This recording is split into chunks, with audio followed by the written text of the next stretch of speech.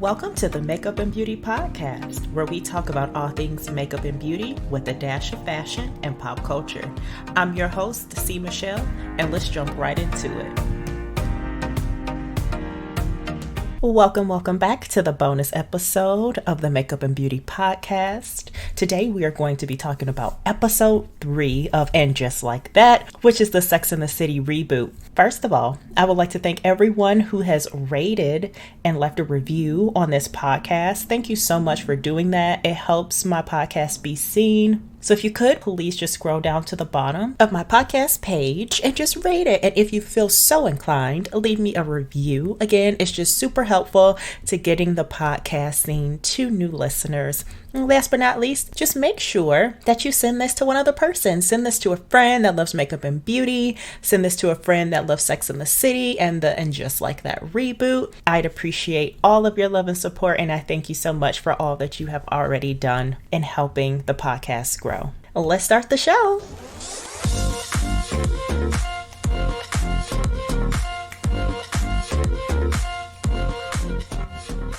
I am so excited.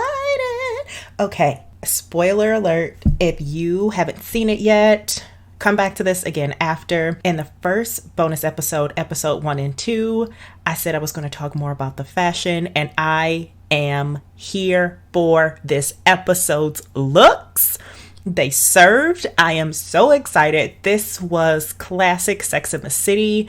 It gave me everything that I needed fashion-wise. Everything.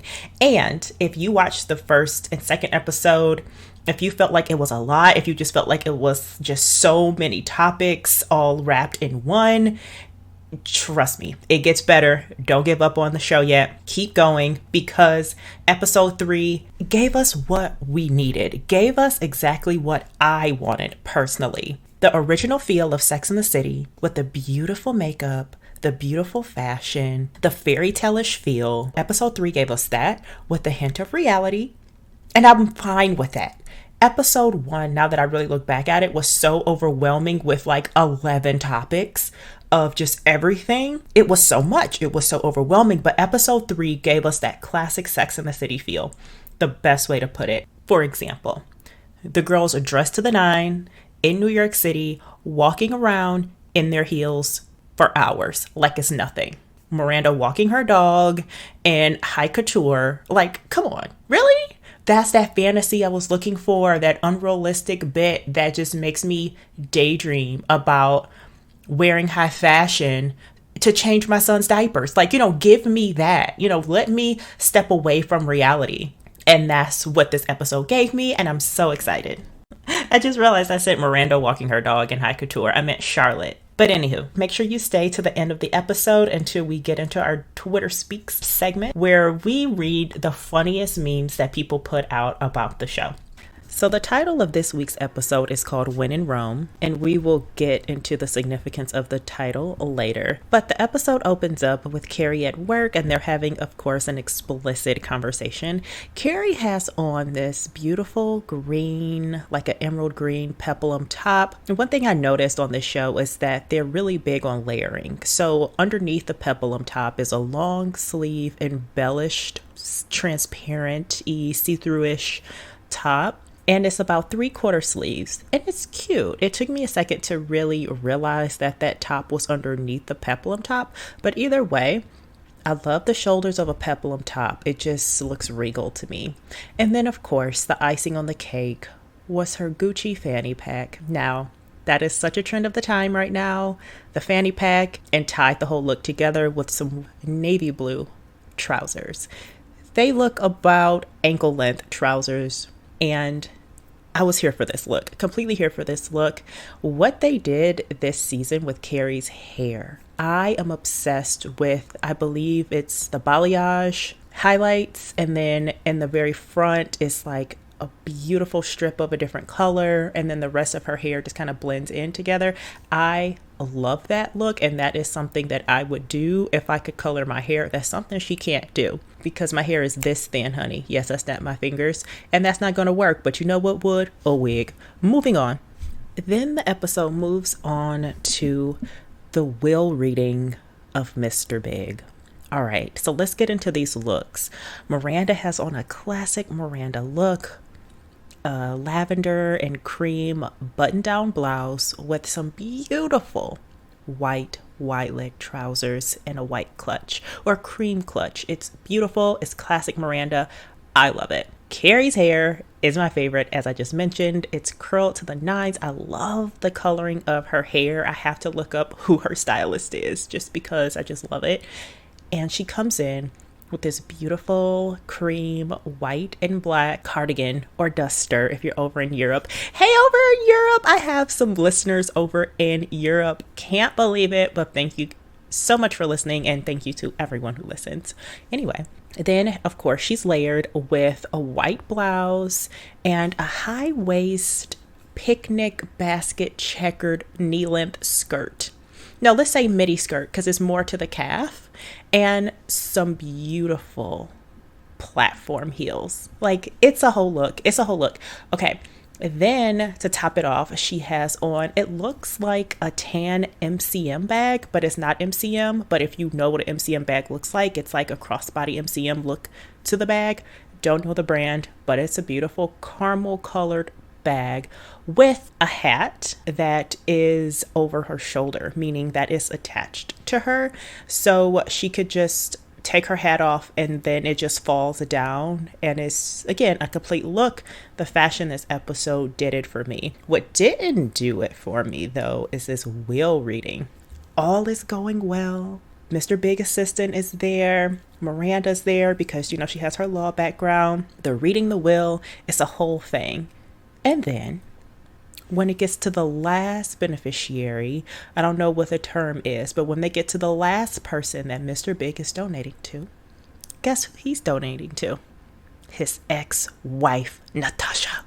Oh yeah, it gets real. And then Carrie just spirals downhill from there, just spirals out of control. And that's the Carrie we know that spirals out of control, has these episodes, becomes obsessed with something, and we love it. I'm sorry to say, right? That's Carrie Bradshaw. Well, not really, but that's part of her. So when I saw this part of the episode, I'm like, no, don't tell me Mr. Big was having an affair with Natasha. Don't tell me. That would be so bad. But as we later found out, that is not the case. There was no affair and nothing of the sort. And then later on, when Natasha and Carrie actually do meet face to face, Natasha mentions that she has children. The first thing I thought was, oh my gosh, he gave her the money because those are his kids. Needless to say, we'll get to that part later on. But, that part just broke my heart for Carrie. I'm like, no, don't tell me that she was finally getting peace with everything that happened. She had her happy ending, and now she's left with this mystery of putting the puzzle together on why he's giving money to his ex-wife. Why is Natasha's name even in the scenario at all? So yeah, it gets real from there, moving forward. Then we move on to Stanford and Charlotte's scene. Oh, and it breaks my heart about Stanford. I didn't know that he had passed, but they move to their scene and they mention the long-going feud between them. And that part I hadn't quite realized, that Charlotte is jealous of Stanford's relationship with Carrie. And then they actually mentioned it. They talked about it and then they left it there. They didn't give a result of it or any type of admittance from Charlotte. It was just, he said what he said, and then they switched the scene. And I could see it. I think we all can see it. Like, Charlotte is jealous of their relationship. I think Charlotte just wants it to be the three of them, or really the four of them, meaning plus Samantha if Samantha was on the show. But he's kind of filling in Samantha's role, right? So a couple things just came to my mind. One is, if you were Carrie and you were sitting in that room being read your husband's will and you found out that he left something to his ex, unbeknownst to you, what would you do? How would you respond? And would you respond the same way that Carrie did, which is forthcoming? She pretty much stalked the hell out of the girl to get as much tea out of her and information that she could until they met randomly and she finally got the answer she needed. Another couple of thoughts I had in the next few scenes, they show Charlotte in normal clothes. She had on a button-up, and it was cute. and she had on glasses, and it was endearing, and it just made her look normal. It was Charlotte in rare form. I've never seen her dressed down. I've always seen her dressed as the ultimate first lady. The next question would be, who is your favorite dress-wise on the show? And you could even include Samantha in this. Is it Samantha, Carrie, Miranda, or Charlotte? I would have to say for me, it's a mix between Carrie and Charlotte. Like, I love how they dressed Charlotte. So classic. And I love the edginess of Carrie, and it's not really edgy. I think I'm just obsessed that they always have on heels walking in the inner city like that. Like, that is just something I would love to do, but I have nowhere to go and nowhere to wear the stuff. But hey, a girl can dream, right? Okay, so anywho, moving forward, we are at the point where Carrie is spiraling, and she is now thinking her husband was cheating on her. So she is searching through everything in their home. She's trying to break into his computer. She's trying to recharge up his phone to get into that. And then she goes through his pockets in his sport coats. So she finds a number in his sport coat, obviously, that she didn't recognize. And this is the part that really trips me up, because she's sitting on the edge of the bed contemplating, should I call? She's nervous. She's panting. She calls the number and her house phone rings. Girl, you mean to tell me you didn't know your house phone number? Hold on. And why did you not know your house phone number? I mean, you had a house phone. And number two, but we know Carrie is not big on phones. Okay, cool. She has come a long way being on Instagram, doing all this stuff, showing she has an interest in technology. Okay, I'll give you that. But what in the world? So you didn't know the number? At least a little bit? And he has the number in his pocket, in his sports coat. But the question is, why did he have his phone number in his sport coat? Was he giving it to someone, knowing that Carrie did not know their house phone number? I guess they say ignorance is bliss, huh? It's so interesting to me that, one, she didn't know it, and two, he was carrying it around like he was giving it out. Was that an old sports coat that he was wearing in his single mingle days, and hasn't worn it in a while? I mean, he had a plethora of coats. What do you guys think? Let me know by sending me a message on Instagram at cmichellestyles, or an email at podcast@cmichellestyles.com, or over on Twitter, which I'm starting to use more regularly because I'm really realizing how funny Twitter is, or how fun Twitter is. Anyway, that was just like a what moment? Like, hold on. That has to develop further, right? Hopefully it does.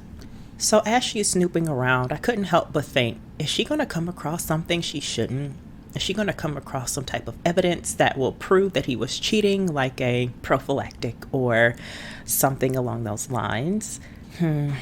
My anxiety was up quite a bit, or my angst.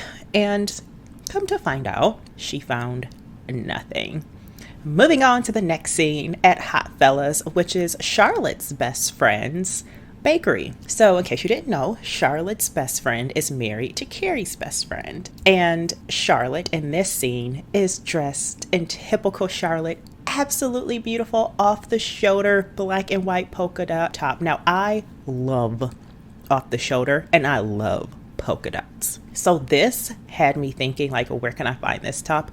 Probably can't afford it yet, but God willing, one day she shall. And she has on a beautiful high-waisted black skirt. Totally me. That is something I would wear from top to bottom. I love how they styled her hair and the big waves. Like, it just looked beautiful. I feel like the only thing she was missing is maybe just a necklace. Other than that, I loved the look. Moving more into this scene, Charlotte is confiding in her bestie about her daughter expressing to her that she is non-binary. She doesn't see herself as a girl, and she doesn't like being called a girl. But her best friend is pretty much trying to ensure her that she's young. This is probably something that she will just grow out of, give it time, and see where it goes. The thing that I love about this scene is that Charlotte is taking her daughter's concerns seriously, and she's acknowledging how she feels, and she's respecting how she feels, and she didn't belittle her, she didn't ridicule her, she didn't make her feel bad about how her daughter is feeling, and she accepted it. And I love that. I love the inclusion in this episode, and I also love how they just touched on topics in this episode, but they didn't dwell in them for very long. And what would we expect of Charlotte? Because that's just her overall, being like soft and dainty and expressive and genuine and emotional. So like I expected that from her. I wonder how the other characters would have been, like Miranda in that case, or maybe even Carrie if she were to have children, or Samantha. But either way, it was a great scene. So now let's move on to Carrie stalking the mess out of Natasha and calling Miranda during her stalk session, right? So Miranda's trying to enjoy an ice cream bar night with her hubby, and she was mentioning that that was pretty much the only thing that they do together as a couple. So the plot thickens with Miranda and her husband, and that will be later on in the episode. So going back to Carrie and her stalking of Natasha. So she has sent her a DM on Instagram. Come to find out, she's blocked her. She sent her an email to her work email. She is really trying to get in contact with this woman. So much so, she pulls up at her job with her friends in an unmarked car. Like, this looks real drive-by-ish. Like, I don't blame Natasha for ignoring her, but in a sense, it's like, Natasha, just tell her, look, I don't have nothing to do with any of this. A simple sentence could have alleviated all of that. Okay, so as they're waiting on Natasha to pull up at work, they finally see her pull up, and of course they did this whole slow-mo of her getting out of the car and entering into her building. Charlotte has the sharpest insult ever about Natasha. She says she had on flats. I literally hollered because I'm like, that is so Charlotte. She would never cuss or say anything like malice about the girl. She just said she had on flats, and that was like the cardinal sin for her. Okay, so let's get into the fashion in this scene. Miranda has on this plaid long dress situation, and it's cute. It's cute, okay? Speaking of the layers that I was mentioning earlier, Charlotte has on this cow neck short sleeve shirt with a spaghetti strap v-neck dress with a crossbody. And that is, I don't know how I feel about t-shirts under dresses, especially like spaghetti strap dresses. I don't know. It's a look, and it's growing on me. I like it. But of course, the star look is Charlotte. She has on this beautiful lavender or lilac colored dress, a high-low dress with a teal clutch that is so beautiful. I love her look in this scene. So she follows behind Natasha into her job, and she goes up to the receptionist, who is a beautiful black girl, by the way, with natural hair. And she asks to speak to Natasha. So Natasha's assistant comes out and says, oh, she's not here. She's in Rome. So that is the title of the episode, When in Rome. Full circle. Got it.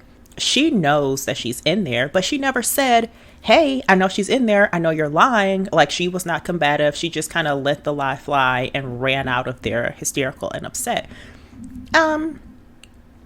Me? I would have been like, you better tell that girl to come out here. I know where she is. I saw her come in. Now, that's when they would have called the police. See? Yeah, so maybe she did the right thing by leaving. But either way, it's just kind of like, girl, I know you lying. And she found out she was lying because Carrie left the vicinity. She went to go meet her friends where they were waiting for her over at the coffee shop. She passes by the building where, of course, Natasha is working, and she sees Natasha standing in the window. And of course, she kind of cowers and runs away and says that she's humiliated. Oh, sorry, the dress is not a high-low dress. It is just a long midi dress, by the way, with her pearls and a cute black belt. Digressing. She just cowers and runs away and hides like, oh, I'm so embarrassed. I'm humiliated. No, if you were embarrassed and humiliated, you would not have shown up to this woman's job. But now you're embarrassed because she caught you when she lied. It was a whole thing that kind of was slightly like, okay, because if that's the case, I probably would have been mouthing to her, come outside, catch me outside. How about that? Like, I would have, you know what I mean? But this is a show. I get it. Totally would have had a different reaction. Like, oh, so you lied. I know you lied. Come outside. she probably would have seen me running inside the building. But let me stop showing my true colors. No, I'm kidding. I finally thought of the word of Miranda's dress. It looks like a plaid flannel dress. Very long, floor like ankle length, with a belt around it to cinch in the waist. It's cute, but I don't know. I just wasn't like loving it. So anyway, they move on into the coffee shop. This part I forgot to mention. Charlotte is believing that Miranda is an alcoholic, and she starts to ask probing questions to see if maybe she's stressed or if her marriage is having problems, because she finds 3 small little Tito bottles in her backpack as she's looking for a charger to charge her phone. This scene is probably the biggest when it comes to expressing Miranda and her relationship with her husband, and maybe the lack thereof relationship with her husband. So they haven't had any intimacy, like, passionate intimacy in years, and she feels like they're more like roommate because there's no intimacy between the two of them. Which, if we even go back to the first episode, her energy, her vibe with Che, which is Carrie's boss, was very sexual. So, forthgoing, you'll see why I will elaborate on that more in a little bit. In that scene, as I was mentioning, Miranda's just expressing her lack thereof relationship and how I guess she's lacking more than just the intimacy. And she's pretty much so just wondering what her and her husband are doing. And you know where this is going. So let's move on to the next scene. And I want to talk about, I kind of feel like I'm being a bit hypocritical because Carrie has on this blue button-down blouse, sleeve rolled up to the elbow, a few buttons unbuttoned in the front, and then she has on this spaghetti strap dress. And it's a look. Okay, so maybe I just don't like the cow neck with the spaghetti strap dresses, and the shirt is open to where the v-neck of the dress stops, and it just makes sense and it looks right. And she has on these, of course, high heel pumps, and it works, and she has on a Gucci crossbody purse, and it's cute. Also in the scene, Miranda has on this really pretty royal blue blouse and long plaid flannelish looking skirt as she's headed to school. I like the way she dresses to school. She gives that grown woman professional vibe, or just the classic Miranda vibe. I love it. It's a whole thing. Well, one thing I've noticed that Carrie has had on pretty much this entire episode are her pearls, and I love pearls. I think with that outfit that I said that I love so much from Charlotte, and I said it missed a necklace, if Charlotte just had on some pearls, that would have been like it. It would have been it. So in the beginning of this episode, I mentioned how Charlotte was walking her dog in haute couture. Like, she's walking her dog now. This is the following scene in a white blouse with huge sleeves, a yellow belt, and a blue and white polka dot long midi skirt.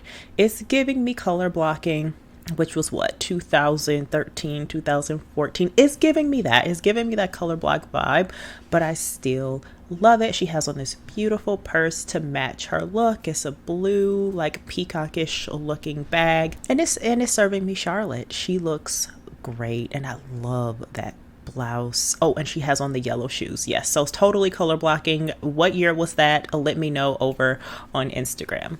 So Carrie walks over to the Upper West Side in her long sleepless wandering.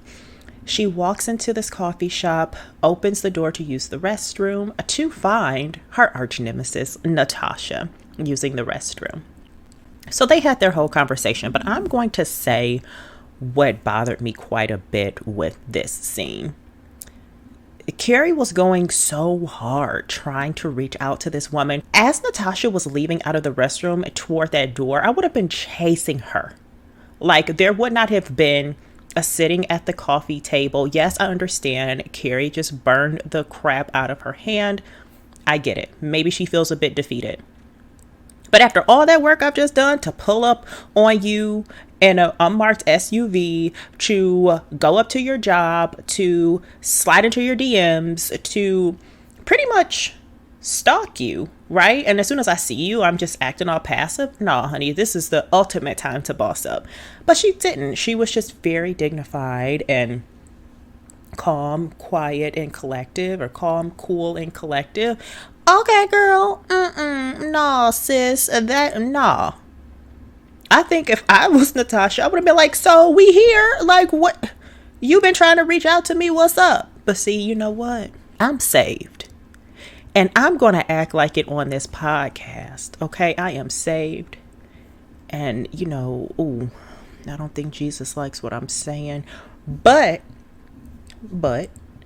just seeing her reaction to be so meek as the person she's finally seeing to get the answer she needs, to give her the peace that she needs to move forward with her life, is just chilling. Okay, girl. Maybe I should take a lesson in Carrie's book and chill out, because I wouldn't have been so calm. You know what I'm saying? Okay, so let's get into Natasha's look. She looks so good. She looks like a modern mom, and I love that. And she has on pretty much a white, I don't want to say linen, because I don't think that's the material, but she has on a white dress with a white purse, and she has on a chocolate belt cinching her waist and just pulling the whole look together. I don't know what her shoes look like, but she looks classic suburban mom, and it's a look. It's cute. So Carrie talks to her and gets the answers that she needs. There were a couple of questions that I wish she asked, like, well, I guess she didn't have to, because she said that she hasn't spoken to him since the divorce. But my petty butt would have been like, so y'all ain't talked, emailed, chat, snapped, DM'd, nothing. You know what I mean? I would have asked every avenue, because, for some people, you have to ask a certain kind of way to get the answer that you need. So I would have been very specific with that. Probably would have ran down every single thing. Okay.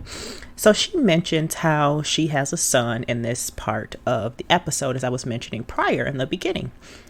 I thought she was going to say that they were Big's children, and then that was just going to spiral out from there. Then I would have been like, Carrie, it's okay. Just jump over the table, girl. It's okay. Y'all just need to duke it out. But it's all right. Honestly and truly, that was the scene that gave Carrie the peace that she needed. And for what it looked like, it gave Natasha peace also. They both had some feelings, of course, about how things went down, how things transpired. And it looks like they both were granted the peace that they needed to put things truly in the past and move forward. Mr. Big was not cheating. Natasha was not his concubine. And that was that. It was a really good scene, and I really liked the way that it played out. Carrie finally got a chance to apologize. That's probably something that she has wanted to do for such a long time. And yeah, so they just moved on. The next scene is probably the best scene of the episode, or one of the best scenes. Miranda is questioning her whole life. Like, Che is up on the stage. She's doing her Netflix comedy special. Miranda is staring at her lustfully. Okay, let's just put it out there. Let's just be honest. Carrie's in the middle and just enjoying herself, supporting her boss. Charlotte is really listening to the message and thinking about how she can be more of a supportive mom to her daughter, who is non-binary and potentially going to be transgender, depending on how she decides as she grows older. Miranda is just so enamored with Che on the stage, and she has mentioned in prior episodes how funny she is, and how she just vibes with her. At the end of the episode, she really wants to go to the after party, and Carrie and Charlotte are like, no, it's time to go home. It's time to go to bed. Okay, we've reached our threshold. Miranda is like, I am ready to turn up and party and go be with Che, pretty much, right? Or go be in the atmosphere. Miranda gets all inspired by her message and goes down the Miranda spiral of over talking. Now let me back up. Carrie and Charlotte get into their Uber and drive off. She staged it to where she can get into her own. As soon as they pull off, she goes into the after party and goes talking to Che. She's over talking. Che is just like, calm down and just breathe. And then she offers her some cannabis. And she's just like, oh, well, nope, I tried that, blah, blah, blah. And then Che's just like, can I shotgun you? And then they shotgun. And I think that is going to be the pivotal part for Miranda and her potentially saying that she is bi or comes out. I don't know. We'll see. But I think there will be a shift in her and her marriage and all of that potentially. Let's get into the looks of that night. Okay, so Miranda's look of that night was my favorite. She had on this burgundy, or we could call it oxblood colored bodysuit that had that crisscross at the top, and she had on a belt to cinch the waist, a black belt. It was a look. I loved that look. That was the best look I've seen on Miranda yet. And then, of course, my girl Charlotte had on a black and white off the shoulder avant-garde blouse with some black pants, and her hair was back in a ponytail. I don't remember seeing her hair back too often, but I loved it. It was a look. Carrie had on this cream colored duster or cardigan with a Versace-esque looking print of beautiful colors, royal blue, yellow, green, all these colors of a long midi dress that matched the length of her cardigan. One thing I could say about Carrie is that in this season, they're showing her still wear her heels, but a different type of a heel. It's more of a chunky heel, which is a more comfortable heel. Prior to, she's a stiletto girl through and through, and she still wears her stilettos, but they're showing her wear more chunky heels, which is way more comfortable to wear. So Carrie still serves us. She still gives us our fashion. Charlotte still gives us our fashion, and so does Miranda. Towards the very end of the episode, Charlotte confides in Carrie, letting her know her concern for their friend Miranda, as she thinks that she's going through some things and experiencing some alcoholism. And Carrie's just like, girl, bye, shut up. I'm tired of you worrying. I don't have time for it right now.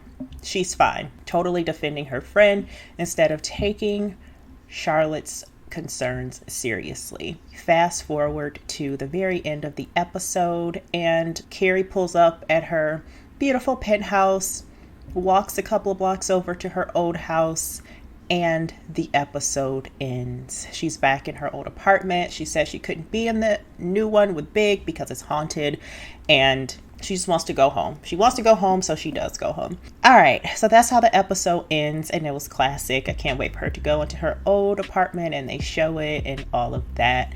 So this was by far my favorite episode. I felt the old feelings I would feel for Sex and the City with the twists, and I love it. It still gave me that imagery that I needed. I was still happy to see the diversity on this episode. However, I did miss Ari Nicole Parker and Nia Wallace and a few other folks. I did want to see them in this episode, and I did not. So that was a bit of a bummer. But other than that, I loved how this episode wasn't so loaded. It wasn't so like, what? Why is all this happening all at once? I'm spinning like I can't. So like, it didn't do that to me this episode. It felt more normal. It felt good. I'm excited to see what happens with Miranda.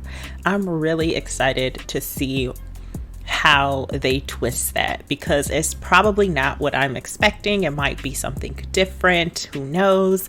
I'm excited to see what they do with Carrie's love life from here on out. I think they're going to bring back Aiden, personally. That's just what I think. I'm excited to see what happens with Charlotte and her parenting. And last random thought, I am hoping Che and Miranda don't hook up, because I don't want it to make it weird for Carrie and her job. I hope they take that into consideration. Black Charlotte from AJLT writes, Miranda got all upset about Brady smoking pot, but you're gonna let your son have wall-banging sex in your house? I'm lost. Exactly. What Hoodie wrote, Miranda is unhinged. LOL. Hey, she is. Someone else writes, really excited for episode 3 of And Just Like That. Also sad that it will be the last time we see Willie Garson. Yeah, that's really sad. Haiti Crisell writes, I look forward to reading the article online tomorrow that identifies Charlotte's weird and enormous toothbrush. Ooh, okay, so I guess there's a lot going on with Chris Noth right now, but someone writes, and just like that, Big was canceled. Yikes. I won't say all that's going on with him on this podcast, but if you want to, look that up. And did you guys know that Peloton came up with a commercial 48 hours after the episode with Chris Noth and Ryan Reynolds defending Peloton? Hilarious. And the last tweet I will read is by V. Carrie with an iPhone is not on brand. I know it's weird. We're used to her Blackberries and all of that. But I thank you guys so much for staying until the end and listening to this entire episode. If you stayed thus far, please make sure you subscribe. Follow this podcast depending on where you're listening. Please leave me a review if you're on Apple by scrolling down to the bottom of my page.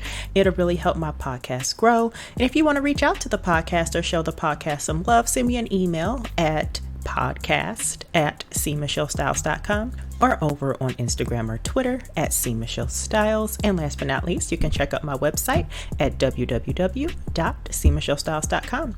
Thank you so much for joining me for Beauty and Community, and until next time. Oh, come back next Tuesday for our regular scheduled podcast. And until next time, adios, besos.